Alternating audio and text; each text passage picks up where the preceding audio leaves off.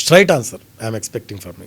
నేను చెప్పాను అన్ని రకాల ప్లస్లు. Lokesh and Pavan Kalyan who is best అంటే ఏం చెప్తారు? అది ఏ సెక్షన్లో అడుగుతున్నాను. ఏ సెక్షన్లో అంటే స్ట్రక్చర్ బిల్డింగ్ లో లోకేష్ గారికి ఉన్న అడ్వాంటేజ్ పనితీరు. సింపుల్ పనితీరు. ఇప్పుడు ప్రజలకు కావాల్సిన పనులు చేయడంలో ఎవరు ప్లస్ ఉన్నారు, ఎవరు మైనస్ ఉన్నారు అలా చెప్పలేము సార్. ఇది పనితీరు వేరు. ఏ ఏ ఏ డిపార్ట్మెంట్ అంటే ఇద్దరు వేరే వేరే సరే okay. Next point of view, junior NTR ప్రస్తావన మధ్యలో ఎందుకు వచ్చింది అంటే ఏం చెప్తారు? జూనియర్ ఎన్టీఆర్ ప్రస్తావన మధ్యలో వస్తే దాదాపు 20 సంవత్సరాలకు మన స్టేట్లో ఉంది. ఒకరు ఒప్పుకోరు. పాలిటిక్స్ కి దూరంగా ఉంటున్నారు కదా ఆయన ఆల్రెడీ. దాని గురించి పాలిటిక్స్ దూరంగా ఉంటున్నారు కదా అన్నారు, కానీ పాలిటిక్స్ లో లేరు కదా అసలు. ఎప్పుడు పాలిటిక్స్ ఎప్పుడు మాట్లాడలేదు కదా. పాలిటిక్స్ దూరంగా పాలిటిక్స్ కి వర్క్ చేశారు, చంద్రబాబు కోసం వర్క్ చేశారు, ప్రీవియస్ పార్టీ కోసం వర్క్ చేశారు.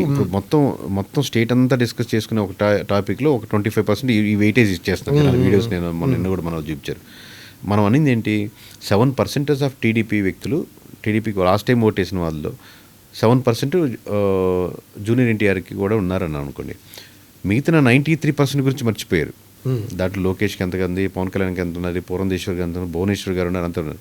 అసలు 7% డిస్కషన్ ఏంటంటే అవును మా వాడు కరెక్టే 7% వాళ్ళకి హ్యాపీగా ఫీల్ అవుద్ది. ఈ 93% అసలు ఎందుకు జూనియర్ ఎన్టీఆర్ అవసరం లేదు కదని. రెస్టారెంట్కి వచ్చి పెరుగన్నం తినడం ఏంటి అనేది ఒక సెక్షన్ ఉంటాడు, వాడికి పెరుగన్నమే ఇష్టం. ఇంకా జూనియర్ ఎన్టీఆర్ ప్రస్తావన ఎందుకు వస్తుంది అంటే ఏం చెప్తారు మీరు? అంటే మీకున్న is a part and parcel of TDP అండి. మీరు వద్దన్నా యాక్సెప్ట్ చేయాలన్నా మనం పెట్టాలి. పురంధేశ్వరి కానీ భువనేశ్వరి గారు కానీ కూటమిలో వీళ్ళంతా భాగస్వాములు. క్వశ్చనే కూటమిని ఎవరు లీడ్ చేస్తే బాగుంటుంది సిబిఎన్ గారి తర్వాత అన్నప్పుడు is a part and parcel of TDP and BJP supports కొంతమంది సపోర్ట్ చేయొచ్చు, లేదా వైఎస్ఆర్సీపీ వాళ్ళని అడిగినా కానీ కూటమిని ఎవరు లీడ్ చేయాలి వాళ్ళు ఎక్కువ, వాళ్ళలో 22% వరకు సపోర్ట్ చేసినట్టు. బికాస్ మీరు ఒకసారి డీకోడ్ చేసి చూడండి. మీరు అన్నారు 7% అని. టీడీపీ కూటమిని ఎవరు లీడ్ చేస్తే బాగుంటుంది అంటే జూనియర్ ఎన్టీఆర్ చేస్తే బాగుంటుందని 7% వచ్చింది అన్నారు. ఏ ఫ్యాక్టర్స్ బరాబర్ జూనియర్ ఎన్టీఆర్కి 7% ఇచ్చారు? దాంట్లో ఏంటంటే ఇప్పుడు కొత్తగా వచ్చిన 21 ఇయర్స్ ఉన్నాయనుకోండి, ఒక 15 ఇయర్స్ బ్యాక్ ఏం జరిగిందో వాళ్ళకి తెలియకపోవచ్చు. 40 ఇయర్స్ నుంచి 60 ఇయర్స్ వరకు 80 ఇయర్స్ వరకు ఒక 15 ఇయర్స్ బ్యాక్ ఏం జరిగిందో వాళ్ళకి మేబీ మోర్ ఫాలో అప్ ఉంటుంది. ఇప్పుడు ఈ 21 ఇయర్స్ వాళ్ళు మేబీ జూనియర్ ఎన్టీఆర్ని ఒక హీరోగానే చూడొచ్చు, RRR వచ్చాక చూడొచ్చు, లేకపోతే ఇంకోటి చూడొచ్చు హీరోగా, నేషనల్ వైడ్కి కావచ్చు. బట్ ముందు జరిగిన వాళ్ళకి లైక్ అవర్ ఏజ్ కాడి నుంచి ముందు ఏజ్ వరకు దేనో ఏం జరిగింది, ఎలా ఉంది, తన క్యాపబిలిటీ ఉంది, మాట్లాడగలుగుతాను, వీళ్ళు గుర్తుండొచ్చు. రకరకాల విషయాలు కనెక్ట్ అవ్వచ్చు. ఒకరు ఎక్కువ ఏది లైక్ చేస్తున్నారు మోస్ట్ ప్రాబ్లీ ఎక్కువ దాని కెపాసిటీ ఉంది, క్యాపబిలిటీ అనే వాళ్ళు లైక్ చేస్తారు. క్యాపబిలిటీ ఉంది కాబట్టి జూనియర్ ఎన్టీఆర్ కూటమిని లీడ్ చేస్తే బాగుంటుంది అనేది ఒక వాదన వినిపిస్తుంది. ఆ సెక్షన్ వాళ్ళకి ఆ కెపాసిటీ, ఎందుకంటే వీళ్ళు చూసిన వాళ్ళు చాలా చిన్న ఏజ్ 2009లో ప్రజారాజ్యం స్టార్ట్ చేసినప్పుడు కొన్ని సెక్షన్ తీసుకొని ఆ సీట్లు గెలిచారా ఓడారని రకరకాల డిబేట్ ఉంది. బట్ ఆ డిబేట్లో కూడా తన వాక్చాతుర్యాన్ని, తన డిక్షన్ని అంత తక్కువ టైంలో దాన్ని అడాప్ట్ చేసుకొని తను ప్రయాణించిన విధానాన్ని ఎక్కడో తనకి సరిగ్గా లేదనుకున్నప్పుడు స్టెప్ బ్యాక్ అయ్యి తనకు టచ్ చేయకుండా ఉండరని people are effective. Same noticing. ఇప్పుడు పవన్ కళ్యాణ్ గారు కూడా చూడండి, ప్రజారాజ్యాన్ని కాంగ్రెస్లో కలిపేశాక తను స్టెప్ బ్యాక్ అయ్యారు, దాంతో యాక్సెప్ట్ చేయలేదు ఆ పాయింట్తో. But people are noticing Pavan Kalyan గారు దాంతో ఆ నెగిటివ్ ఇమేజ్ ఏదైతే చిరంజీవి గారికి అప్పుడు అడాప్ట్ చేశారో లేకపోతే ఆపాదించారో వచ్చిందో దాంట్లో పవన్ కళ్యాణ్ గారు ఇంక్లూడ్ కాలేదు. బికాస్ ఈ స్టెప్ బ్యాక్ అవ్వదు, నాకు నచ్చలేదు అన్న పాయింట్ని మీడియా ముందు వచ్చి నాకేం చెప్పలేదు. బట్ స్టిల్ తనకు నచ్చలేదన్న విషయాన్ని అర్థం చేసుకున్నారు. సో ఇక్కడ అది ఎంత పర్సంటేజ్ అనేది తర్వాత తను పార్టీ పెట్టుకున్నాక తను ఓవర్కమ్ చేసుకొని అదే ఓట్ బ్యాంకింగ్ని మళ్ళీ ప్రజారాజ్యం ఉన్న ఓట్ బ్యాంకింగ్ని మళ్ళీ పుల్ చేసుకొని 18% నుంచి 21 సీట్ల వరకు తీసుకోగలిగారు. సో పీపుల్ ఆర్ గుర్తించి అడాప్ట్ చేసుకుంటున్నారు అని. మీరు అన్నట్టు 40% ప్లస్ కూటమిలో లోకేష్ ఉంటే బాగుంటుంది, కూటమిని లీడ్ చేస్తే అన్నారు కదా, అంటే మీ సర్వేలో వచ్చింది 44 దాకా ఉంది. సో లోకేష్లో ఏం క్వాలిటీస్ నచ్చి యాక్సెప్ట్ చేస్తున్నారు అంటే? 2 ఇమీడియట్ ఫ్యాక్టర్స్ ఉంటాయండి. ఇప్పుడు మన సౌత్లో ఏంటంటే ఇమీడియట్గా మనకు ఫ్యామిలీ పాలిటిక్సే ఉంటాయి.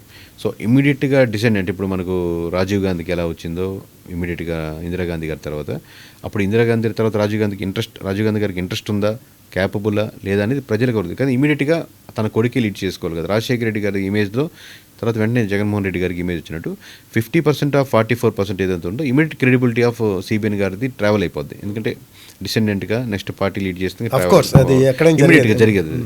సో దాంట్లో మన డిబేటబుల్ ఏంది, పార్టీ ఒకరు సొత్తా లేదనేది డిబేట్ ఒక్కొక్కరు మాట్లాడచ్చు.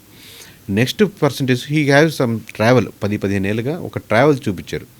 అంటే అందరూ తన్ని బాడీ షేమింగ్ చేసి సరిగ్గా మాట్లాడలేదు అనే దగ్గర నుంచి తెలుగు డిక్షన్ గురించి మాట్లాడుతున్న కాడి నుంచి ఇప్పుడు డిక్షన్ గురించి ఎవరు మాట్లాడలేదు, బాడీ షేమింగ్ గురించి మాట్లాడలేదు, తను పట్టుకొస్తున్న రెడ్ బుక్ గురించి కమెంట్ చేసే అంత స్టాండర్డ్కి ఎదగలిగారు. రైట్ రాంగ్ అనేది రెడ్ బుక్ వేరే అంశం, బట్ ఆ ట్రావెల్ ఉంది, ఆ ట్రావెల్తో కూడా కనెక్ట్ అవుతున్నారు.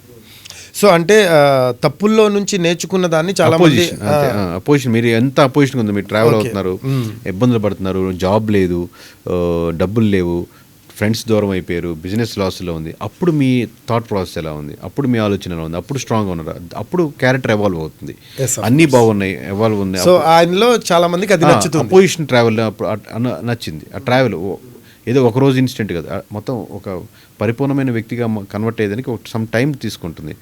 దానికి మనిషి కూడా సిద్ధంగా ఉండాలి.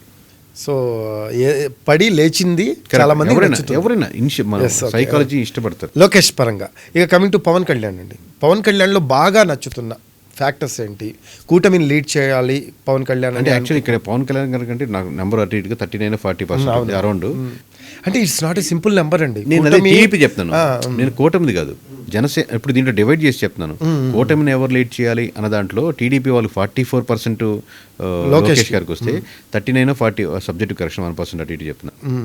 అది చాలా గ్రేట్ అంటున్నాను టీడీపీ వాళ్ళలో. ఎందుకంటే టీడీపీ వాళ్ళు ఆబ్వియస్గా 98% లోకేష్ గారు రావాలి కదా, బట్ స్టిల్ దాంట్లో కూడా ఒక 38-39% పీపుల్ బిలీవ్ దట్ కూటమిని లీడ్ చేసేదానికి, టీడీపీని లీడ్ చేయడం కదా. నేను అదే దట్స్ వాట్ ఐ వాంట్. కూటమిని అతను జనసేన తరపు నుంచి ఉండండి, లోకేష్ నే మావాడే హెడ్ పవన్ కళ్యాణ్ కూటమిని కంపారిటివ్లీ అంటే కూడా వీళ్ళందరితో కలిసి 38-39% పవన్ కళ్యాణ్ నెంబర్ అంటారు. When it comes to Janasena they are saying 66%. Okay, why what is the reason? ఆ 40% కూడా తగ్గదు, 66 ఉంది. అదే లోకేష్ గారికి అక్కడ 14-15% ఉన్నట్టు. అంటే జనసేన వాళ్ళు 14-15% లోకేష్ గారికి చెప్తే 66% పవన్ కళ్యాణ్ చెప్తున్నారు. అదే టీడీపీ వాళ్ళు 44% లోకేష్ గారు చెప్తే 39-40% ఫ్యాక్టర్స్ నచ్చుతున్నాయి పవన్ కళ్యాణ్లో జనాలకి బాగా. అంటే he's having that calibre and people believe చేస్తున్నారు కంపారిటివ్లీ అదర్ పర్సన్స్. ఓవరాల్ గా పవన్ కళ్యాణ్ కూటమిని లీడ్ చేసేదానికి రైట్ పర్సన్. ఈ క్వశ్చన్ ఆఫ్టర్ సిబిఎన్, అది మనం పక్కన పెట్టాలి.